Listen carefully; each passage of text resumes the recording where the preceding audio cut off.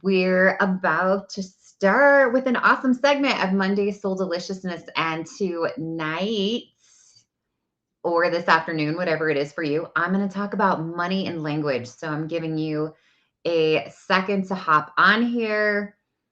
As always, I super appreciate you if you subscribe to my YouTube channel, comment, share, and tag.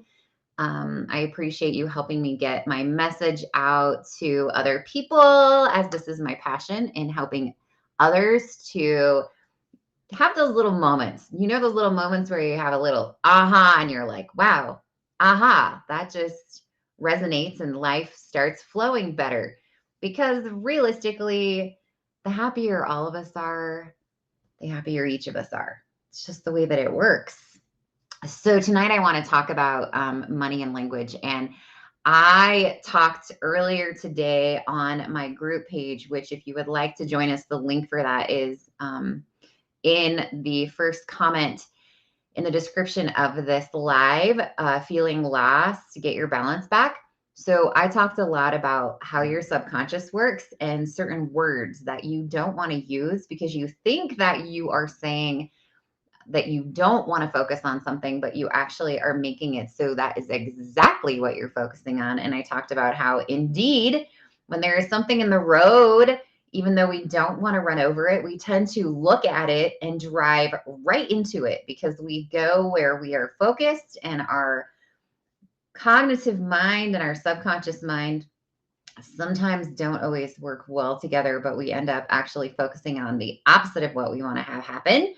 So tonight I'm going to give you some little tidbits to using your language and how that can affect you when it comes to money.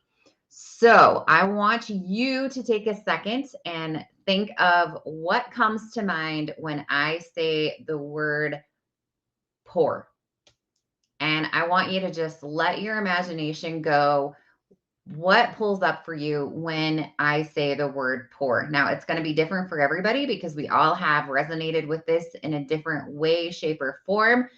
But definitely for me, poor is the extreme of having absolutely nothing. So I'm thinking of like, I'm not, when I say the word poor, I don't even necessarily know that I'm um in this same like time frame. I'm like super um like I think I'm going back to like a moment in time where I'm seeing like straw for sleeping material and really tattered clothing and children without shoes on and feet that are just blistered. And I mean, all like, right, to me, that's like where I go with that. It's not just, oh, I might be eating SpaghettiOs for dinner, which there's nothing wrong with eating SpaghettiOs for dinner, but like that mindset of, oh, I'm a starving college student and I'm eating ramen or whatever that is. So for me, that word is really, really amplified. Okay. So what I want you to think about is whatever that image came up to you, think about the word. If you just say you're like financially, I'm feeling broke. To me, those two are not on the same paradigm, right? One for me is really a lot different than the other word. And so for you, those two words might be, maybe you have two different words, but think of some different words that you would explain where you are as far as like money goes. Okay. So here's the thing that I'm getting at with this is that um, if I say I'm so poor, and we're using the example that I gave because I'm using the words poor and broke, but you can, obviously rearrange those to whatever works for you. If you, when you talk about your money, are using a word that is on the end of the spectrum for you, and you're using the word poor or you're using whatever that word is, you are leading yourself to believe that that is exactly the spot that you are in. And if you are not in it, then your subconscious mind will help you get there. It's the way that our brains are wired. It's the way that our subconscious works. To your cognitive mind, you're like, no, I don't want to be like that. Well, if you are, in my human design course, you know that our cognitive mind is driving when it really shouldn't be, and that we should be tapping into our subconscious and using our inner GPS to attract things for us. But that's not how we do that naturally. It's not how we're taught. So we tend to do things like complain, and we say things like, I'm so poor. And then we say words like, I don't want to be poor, when you actually just told yourself that's exactly what you want, because your subconscious doesn't know the word don't. So all it hears is, I am poor. So when you use this phrase over and over and over and over and over again, you're actually focusing on exactly what you don't want to have happen. And so even if you switch the word from poor to broke, or poor to whatever it is on your specific threshold of what those words mean to you, then you make a huge shift in what your subconscious is aligning you with. Because for me, on my spectrum, there's a huge difference between being poor and being broke.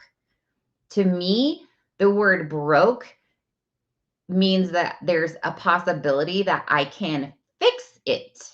So I might just be temporarily in that situation because I spend too much money on Etsy.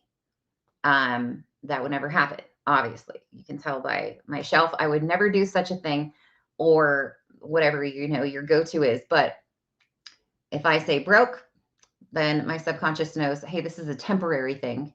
If I say poor, to me, that's like really permanent. Like I have lost my job and I am not employable and I'm really like living bankruptcy. Okay. So the other thing with this is, you're making judgments about your financial situation, and it's no different than when you are judging other people. And so you're kind of putting yourself into this negative space with money when you do this. So be careful when you go out and, like, let's say that I'm at one of my favorite stores and I'm at Home Goods or TJ Maxx and I see a Ray Dunn mug, which I own 700 of. If I look at that and I make a specific comment of, I'm not buying that because I'm poor.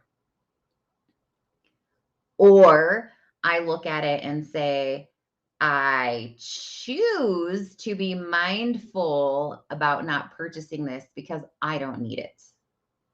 There's a huge difference there, because one of those makes me want to take it even more because I want to affirm to myself that I'm not poor, so I'm going to buy the mug.